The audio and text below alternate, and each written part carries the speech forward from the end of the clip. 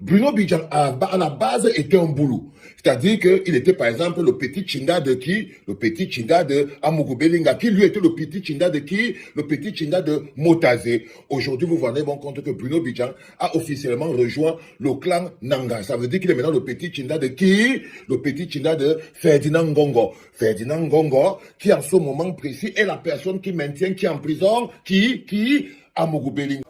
Salut la famille, j'espère que vous allez bien. Bienvenue sur Cameroun Together, votre chaîne d'information et de référence. Alors nous allons suivre ensemble cette vidéo et on se retrouve juste après. Bruno Bidjan ne bambas à cause de la loyauté. Oh. Bidjan, Bidjan.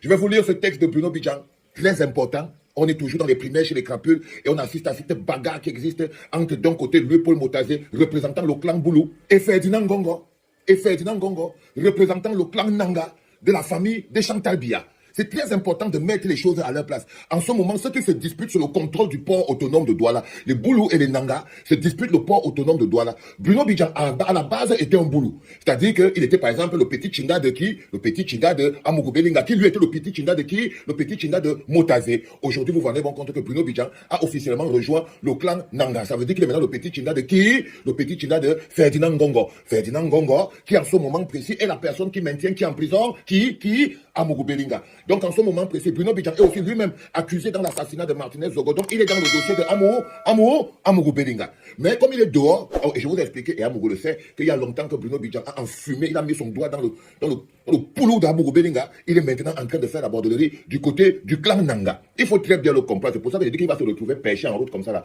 Bruno Bidjan est insolent à cause de la loyauté. Oh. Bidjan vient de vous montrer la limite de la loyauté.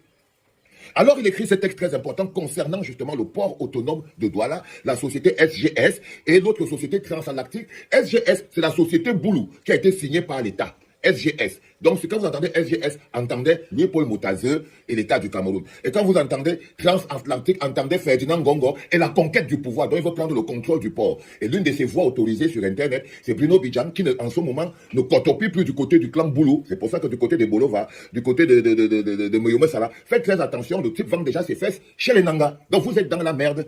Bruno Bidjan attaque donc Motazé à la gorge. Bruno Bidjan décide qu'il va affronter Motazé parce qu'en ce moment, il est perfusé par la puissance de son nouveau patron, Ferdinand Ngongo. Bruno Bidjan s'attaque donc à Motazé, s'attaque au Premier ministre parce que Ferdinand Ngongo doit lui avoir vraiment promis des choses importantes pour que ce monsieur se mette en front face au Premier ministre, face à Motazé, face à machin, et qu'il choisit son camp, quoi. Et comment c'est qu'il matérialise ce truc? Il écrit ce papier. Le Cameroun dit stop à SGS. SGS, c'est qui? C'est qui? Motazé. Le clan Boulou. Donc, le Boulou, Bruno Bidjan, explique à ses frères que le Cameroun a dit stop à SGS.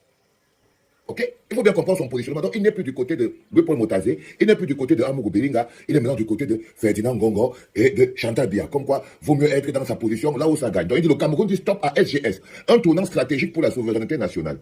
La souveraineté ne se proclame pas, elle se défend. Et parfois, elle s'impose avec des décisions radicales. Le 2 janvier 2026, le port autonome de Douala a officiellement mis fin à la collaboration avec SGS, un événement qui dépasse largement le cadre d'un simple contrat commercial. C'est un séisme sécuritaire, économique et géopolitique. Il dit bien ceci, le port autonome de Douala a officiellement mis fin à la collaboration avec SGS. Sauf que ce n'est pas le port autonome de Douala qui n'est qu'une structure qui signe le contrat avec une organisation comme SGS. C'est l'État du Cameroun. Donc ce n'est pas au port autonome de Douala de venir interrompre le contrat de l'État du Cameroun, sauf si le port autonome de Douala est déjà sous contrôle de quelqu'un qui veut prendre le contrôle de l'État du Cameroun. Est-ce que tu capito, mon petit? Can you capito properly? Donc ça veut dire que le port autonome de Douala est un instrument qui a été utilisé par Ferdinand Ngongo pour prendre le contrôle du Cameroun. Sauf que ce n'est pas à lui de signer ce contrat, c'est à l'État. Et l'État n'est pas Ferdinand Ngongo. L'État n'est pas le port autonome de Douala. Mais vu que Bruno Bidjan est désormais le porte-parole du clan Nanga contre les Boulous dans la conquête de pouvoir, son travail c'est d'expliquer que l'entreprise SGS, qui a son contrat avec l'État du Cameroun, qui est contrôlée par le clan Boulou, est une entreprise voleuse qui plaque la souveraineté et que la bonne entreprise, c'est celle qui sera signée par le port autonome de Douala. Et n'oubliez pas que Cyrus Ngo, le patron du port autonome de Douala, est l'un des petits Chinda cotopières de Ferdinand Ngongo. C'est très important pour que vous compreniez. C'est Ferdinand Ngongo qui donne l'autorisation à Cyrus Ngo de partir, de résilier le contrat de SGS, de signer un autre contrat avec Transatlantique, qui doit être une société qui est sous contrôle de Ferdinand Ngongo, avec laquelle Ferdinand Ngongo compte prendre le contrôle du port. Et celui qui prend le contrôle du port contrôle l'économie du Cameroun. Nous sommes dans les primaires chez les crapules. C'est très important à comprendre, les enfants. Donc, le 2 janvier, le port autonome de Douala a officiellement mis fin à la collaboration avec SGS. Je suis désolé, Bruno Bidjan, si tu avais fait bien tes études de journalisme, tu comprendrais que ce n'est pas au port autonome de Douala de mettre fin à la collaboration avec SGS. C'est à l'État du Cameroun. Un événement qui dépasse largement le cadre d'un simple contrat commercial. C'est un séisme sécuritaire économique et géopolitique. Oui, ça dépasse carrément un simple contrat commercial parce que c'est une lutte de clan, c'est une lutte de pouvoir, c'est une lutte pour le contrôle des ressources du Cameroun. C'est-à-dire que ce contrat-là, c'est la lutte pour le contrôle des ressources financières du Cameroun, le contrôle géopolitique et stratégique du Cameroun. Mais qui maintenant, qui veut prendre ça, c'est une personne, un Camerounais, Ferdinand Ngongo, veut prendre ça à son contrôle lui-même. Et les gens comme les Bruno Bidjan sont à son service pour faire le service après-vente. Donc c'est beaucoup plus qu'une simple rupture d'un contrat commercial. C'est un coup d'État. C'est un coup d'État économique que Ferdinand Ngongo est en train d'organiser en ce moment au Cameroun en voulant faire partie de cette société SGS qui elle-même est une société sardinarde, qui est là depuis un moment, mais qui a le contrat avec l'État. Un scandale en 3 faits majeurs. Ça, c'est le villageois toujours à Piccolo qui veut nous parler des choses. Il dit un retard inacceptable. 7 ans pour 4 scanners. Un contrat prévoyait le déploiement en 10 mois. 7 ans plus tard, seuls 4 scanners étaient opérationnels sur les sites initialement prévus. Conséquence, vulnérabilité du dispositif douanier, ralentissement des contrôles, fragilisation de la chaîne sécuritaire nationale. Bruno Bidjan est en train de mettre sur pied les éléments qui démontrent que SGS doit partir pour être remplacé par l'entreprise de Ferdinand Ngongo. Des failles critiques dans la sécurité nationale. Encore en ce moment, Bruno Bidjan dit que Louis-Paul Moutazé est un incompétent avec son entreprise SGC. Ils ont des failles critiques dans la sécurité nationale. Donc, pour selon Bruno Bidjan, Louis-Paul Moutazé est une faille critique dans la sécurité nationale. Donc, il n'est plus seulement caché derrière Ferdinand Ngongo. Il attaque maintenant le clan Amougou. Il attaque maintenant le clan Boulou. Il attaque maintenant Louis-Paul Moutazé. Quand tu attaques SGS et que tu prouves que c'est des sorciers, c'est en fait tu attaques Louis-Paul Moutazé. Parce que derrière, il y a le ministre des Finances et c'est lui qui gère derrière tout, il caporalise tout le truc. Donc, Bruno Bidjan dit que c'est des voleurs, c'est des imposteurs. Les Louis-Paul Moutazé, ils sont dangereux pour la sécurité nationale. Ils ne scannent pas bien le travail. Donc, ils ont une faille critique dans la sécurité nationale. Bruno Bidjan parle plus loin, il dit qu'une logique économique contre la logique souveraine. Donc, il accuse encore Louis-Paul Moutazé que Louis-Paul Moutazé voulait faire de l'argent au mépris de la sécurité du Cameroun. Il accuse encore Louis-Paul Moutazé et les autres, l'État du Cameroun. D'accord, je ne sais plus, parce que le contrat c'était avec l'État du Cameroun. Donc, je ne sais pas s'il accuse SGS ou bien s'il accuse l'État du Cameroun. Mais vu que SGS c'est l'État du Cameroun, parce qu'ils ont signé un contrat avec l'État du Cameroun, et donc il insulte donc son ancien patron, Louis-Paul Moutazé. Rappelez-vous que c'est Louis-Paul Moutazé qui était l'ouverture de la ligne 94, et c'est par Louis-Paul Moutazé que Bruno Bidjan porte ses petits costumes aujourd'hui.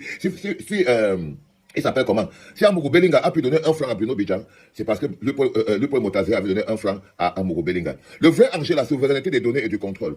Le débat ne s'arrête pas à SGS. Le contrat PSRD-NG soulève des interrogations majeures. Une entreprise étrangère analyse les risques douaniers du Cameroun. Des données sensibles traitées hors du territoire national. En cas de litige, obligation de plaider à l'étranger, renonciation partielle de l'immunité souveraine. Autrement dit, la sécurité fiscale et douanière du Cameroun est externalisée.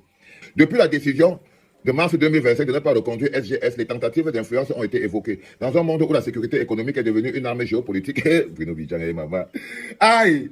Tu sens que c'est quelqu'un qui l'a même écrit ça. Il est seulement venu poster sur son truc. La maîtrise de l'infrastructure critique n'est plus négociable. Un signal fort envoyé au monde. Il dit que c'est le Cameroun qui envoie un signal fort au monde. En mettant fin à la collaboration avec SGS, le Cameroun envoie un message clair. La sécurité nationale n'est pas à vendre, donc il estime donc que Louis-Paul Moutazé et le Cameroun voulaient vendre la sécurité nationale du Cameroun. Heureusement que Ferdinand Ngongo et lui-même Bruno Bidjan est là-dessus pour s'en sortir et tout. La souveraineté n'est pas sous-traitable, donc il estime que les autres étaient en train de sous-traiter la souveraineté. Les données stratégiques ne sont pas exportables. Il estime donc que Louis-Paul Moutazé et tous les autres vendent les données stratégiques des Camerounais aux autres. Ce choix marque peut-être le début d'une nouvelle doctrine africaine, reprendre le contrôle des outils de sécurité, de fiscalité et de souveraineté économique. Déjà, je vous rassure que ce n'est pas son texte. La tête vide que vous voyez là, et ça là, on appelle ça, c'est un montage. C'est un montage qui a été mis sur pied par les équipes de SGS. Derrière Ferdinand Ngongo, ils écrivent un texte, ils donnent aux gens et chacun vient mettre devant. Mais ce que j'essaie de vous mettre en lumière avec ça, dans le cadre de primaires chez les crapules, c'est que vérifiez bien comment ça se passe. Ce qui se passe aujourd'hui, les positionnements des uns et des autres. Bruno Bidjan a mis un terme à la loyauté. Maintenant, il est passé à l'intérêt. Alors, j'espère que vous avez bien suivi. Laissez votre avis en commentaire et surtout, n'oubliez pas de vous abonner, de liker et de commenter pour ne rater aucune de nos actualités. Ciao!